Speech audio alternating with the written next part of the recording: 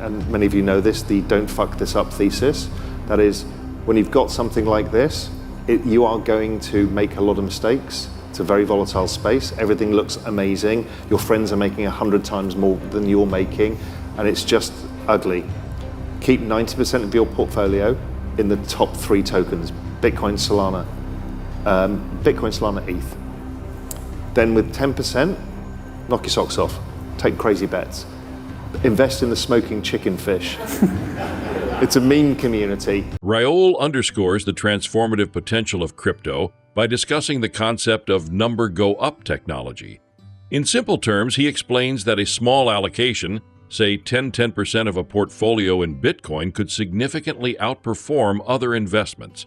Bitcoin has historically grown at an average of 150% annually, and even if this trend slows, it far outstrips the performance of traditional assets like the Nasdaq. Pal points out that even in a year when Bitcoin declines by 50%, the impact on a well-balanced portfolio would be a manageable 5% loss.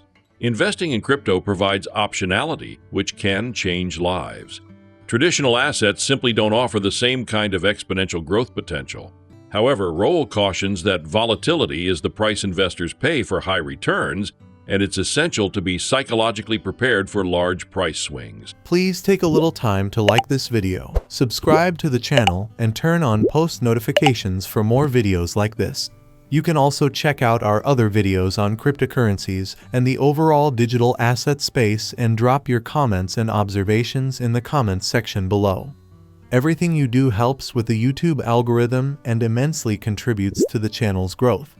Thanks and enjoy the video. The average person, you have an 8% hurdle rate on your savings. And you think, oh great, rates went up and I'm earning X% in the bank and this is great. You don't realize that you can buy less assets every year. Think how screwed young people are. They can't even buy the houses. They're having kids at the lowest rate in history. Why? Because they can't afford to. Their future has been robbed from them. They come out of university with debts. What choice do you have? Oh, buy the FTSE. The FTSE's gone nowhere in 25 years. What are you going to tell them? Oh, work 3 jobs. Well, that's what they're doing. Their answer is, you're going to have to invest and you're going to have to take risk, and they are. And for all of us, we've got this 8% hurdle rate. To a young person, it's worse. They can't even get on the ladder. So crypto investing is one of the most powerful things you can do. We're also, many people here are building in the space because we see a better future for the internet using this technology. But investing in it, I think it has to play an important part of people's portfolios. If you were to buy 10% of your portfolio, of your savings, your assets, your net wealth, put 10%, and let's say in Bitcoin because it's easy, without complicating it, and it goes up on average 150% a year, your entire portfolio goes up 15% a year from that one asset. That beats your hurdle rate immediately. Now, there are going to be years where it's going to go down 70 or 80%, and you're going to have to deal with that. That's why you get paid 150% a year returns. But if you've only got 10% and it goes down, you lose. If it goes down 50%, you lose 5%. You don't care. It's not going to kill you. So just think of the optionality of how much it can change your life.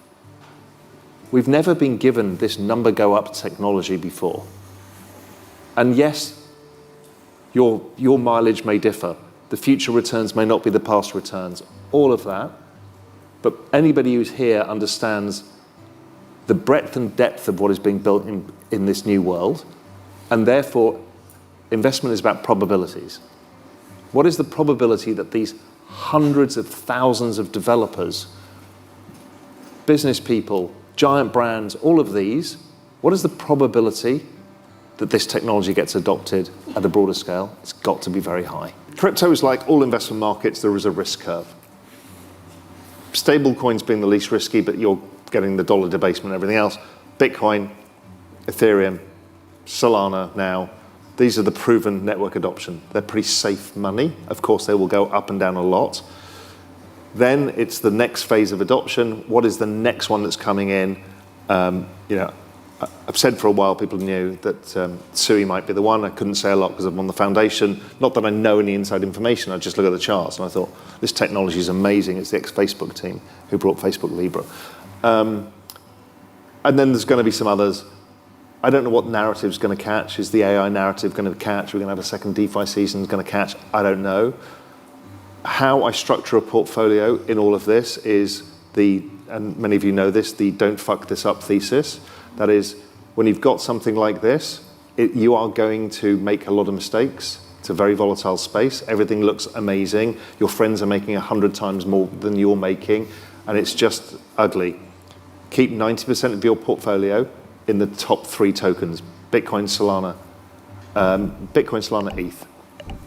Then with 10%, knock your socks off. Take crazy bets.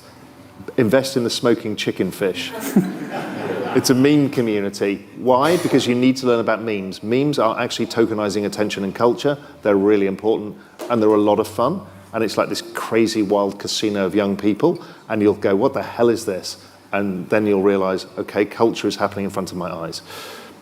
Also, that bet with, is it going to be AI or DeFi? Put that in that 10% bucket. Because so many people I know go through this crypto cycle and they lose their minds and they start doing things they shouldn't do. And suddenly they've gone from making money because the number go up. It's easy. Do nothing, number go up.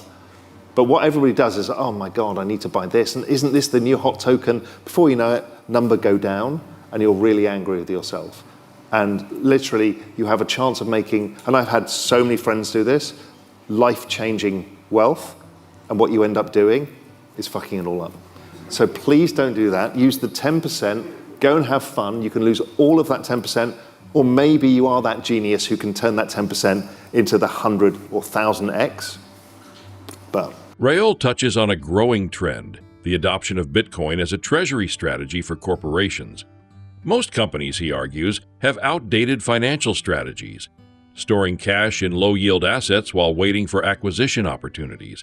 Bitcoin offers a new paradigm. Instead of merely trying not to lose money, companies can adopt a strategy aimed at winning by embracing Bitcoin's potential for long-term appreciation. He believes that more corporations and institutions will eventually recognize the strategic value of holding Bitcoin on their balance sheets. As the crypto space matures, businesses will need to rethink their financial models to remain competitive in a rapidly changing world. literally the NASDAQ is the second best performing asset in the world at 18% a year. If you look at the price of the NASDAQ versus Bitcoin, it's down 99.97%. And it's a hard thing to learn because we're told always to have diversified portfolios. Don't have your eggs in one basket. Don't do this, don't do that. And me and many of the people I grew up with in macro, and the macros are like the George Soros of this world, the people who really take the big bets and try and figure out the global puzzle, have just reduced it down to this is the biggest trade of all time. And therefore, why do anything else? So my personal portfolio, 100% of my liquid net worth has been in crypto for quite a while now, 5 years plus. And I've been investing in the space since 2013. And I think people who know me are familiar with the general asset allocation. I've got more Solana, I've got some Sui, I've got some meme coins, and I keep it very concentrated, super concentrated. I do not recommend that for everybody. But I've been in this space for a very long time, and I probably do more macro work on Real Vision. Because I think the Bitcoin community is special because the people in the community think longer and harder and deeper about fundamental issues like inflation, demonetization, innovation, monetization, asset macroeconomics. You don't see any gold people thinking super hard about the future of gold with the open source community gold model. And you don't see the art people doing that. You don't see the real estate people. You don't see the people pitching the S&P index. At the end of the day, their position is just do it just because. And in fact, the most common position is, well, we know it's probably all risky. Don't don't invest any money you can't afford to lose, diversify, and, or give me your money and trust me. There's a lot of that. And I think that Bitcoin 24, that model is us moving toward a position where, the Bitcoin community, we're actually looking out 21 years and we're thinking about this. And you can take that and you can crank in different assumptions about the US debt and the growth rate of, any government. You can create models for any country, any company, any family, any endowment, the United States, all the other assets. And so there's a lot of very good discussions to be had there. And there's a lot of reasonable debate, but I think that welcoming the debate is the beginning of a conversation that elevates everyone's thinking to new levels of sophistication, and ultimately, there's just a lot of businesses, most corporations. What's your treasury strategy? Oh, well, we just buy treasuries and look for something better. What? We just have money parked there until we find a good merger, right? What? Well, of course, they'll have a strategy. Their strategy is just not to lose too fast. Mm-hmm. And Bitcoin is about a strategy of winning. And most public companies, most private big companies, and most startups, they all could immediately benefit if people started talking a lot more about Bitcoin treasury strategies. And you can go ahead and take Bitcoin 24 and you can spin out these models, to help everybody figure out where they want to take their company, their endowment, their whatever, and elevate their thinking. I think 10x, because most of these models are just intellectually vacuous, or they're garbagey things, short-sighted, not very thoughtful. And I think it's incumbent upon us to elevate everybody's thinking and sophistication, and it'll be a benefit to the marketplace in general. Raoul concludes by emphasizing the importance of elevating the conversation around investments. The Bitcoin community, he argues, stands out for its deep thinking about macroeconomics, inflation, and the future of finance. This level of intellectual engagement is rare in traditional finance sectors, where investment strategies are often simplistic and short-sighted. He encourages viewers to engage in meaningful discussions about Bitcoin and crypto, challenging outdated assumptions and exploring new financial models. The goal is not just to build personal wealth, but to contribute to a broader transformation in how society approaches finance and economic growth.